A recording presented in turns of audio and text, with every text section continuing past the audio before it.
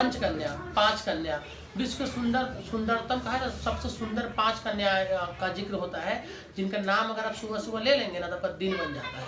उन पंच कन्याओं में से एक पंचकन्या जो थी अहिल्या माता भी थी, और एक जो थी मंदोदरी भी थी, जो रावण की वाइफ थी। जब राम जी और रावण का युद्ध होता है, और युद्ध होने के बाद क्या होता है कि जब आपको अभी पता लग जाएगा राम और रावण में क्या डिफरेंस था। जब युद्ध खत्म होता है, जब मंदोदरी को पता लगता है कि रावण जो है मर चुका है, निढाल पड़ा हुआ है, जो तीनों लोकों का विजेता, जिसके ऑर्डर से ग्रह नक्षत्र हिलते थे, जो जिसको जब चाहे अपने कब्जे में कर ले, भगवान स्वर्ग लोक से लेकर धरती लोक तक कांपता था रावण के डर के मारे। भगवान ईश्वर नर नारी किन्नर सब उसे भयभीत होता था। उसको पता डर किसका नहीं था, उसको डर मानव का नहीं था। वो मानव को कुछ नहीं समझता था। उसने सब वरदान मान लिया कि देव, ईश्वर, किन्नर, गंधर्व, राक्षस, जानवर तक उससे मेरी मृत्यु नहीं हो। भगवान कहा मानव भी मांग लो। उन्होंने कहा मुझे मानव से डर ही नहीं है, मानव तुक्ष प्राणी मेरा क्या कर लेगा। भगवान मानव रूप में पहुंच गए।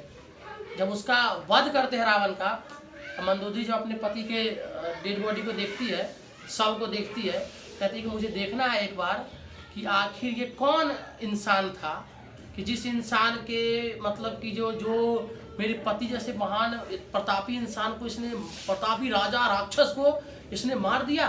देखने जाते हैं। जब वो देखने पहुंचते हैं, वहाँ पे देखते रामचंद्र जी तपस्या मुद्रा में बैठे हुए थे। जब वो पीछे से आती मंदोदरी तो परछाई आता है मंदोदरी का। रामचंद्र जी उठते हैं और उठते ही हाथ जोड़ लेते हैं, बोलते माते नमस्कार, मैं ही हूँ जिसने आपके पति का वध किया, क्योंकि उन्होंने मेरी भार्या का हरण किया था, जनक नंदिनी का हरण किया था। ये मेरे साथ ही मेरी भार्या थी, मुझे अपनी भार्या को मैंने उनके पास संदेश भी भिजवाया था। तब मंदोदरी कहती है कि मुझे इस बात के लिए एक तरह से ऐसा लगा कि जो इंसान जिसके पास जगत की सबसे सुंदर स्त्री थी मंदोदरी, उसके बाद भी उसका मन भटक गया और उसका मन किसी और स्त्री पे चला गया। और एक तरफ ये जो मतलब जगत की परम सुंदरी भी सामने खड़ी हो रखी है, और अभी ये हार चुका है, हमें हरा चुका है।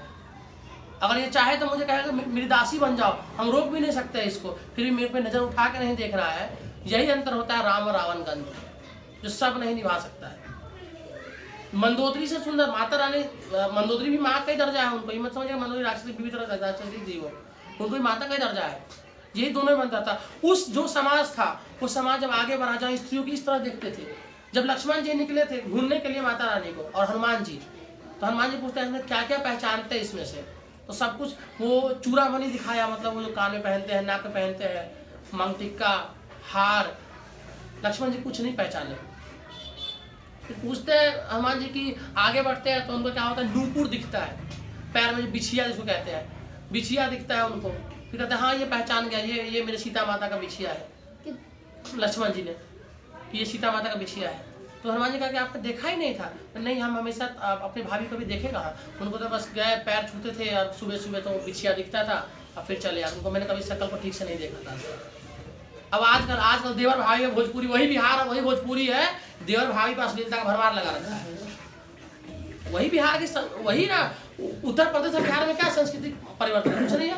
यूपी बिहार और भारतवर्ष की संस्कृति देख लो, जहाँ पे इस तरह से लोग देखते थे, वो मर्यादा था। और वही मर्यादा, वही भाभी और देवर का रिश्ता जब महाभारत काल में आ गया, तो आपने देखा कि दुशासन जैसा इंसान अपनी भाभी का चीरहरण करने के लिए, और युधिष्ठिर जैसा पति अपनी बीवी को दांव पे लगा देता है।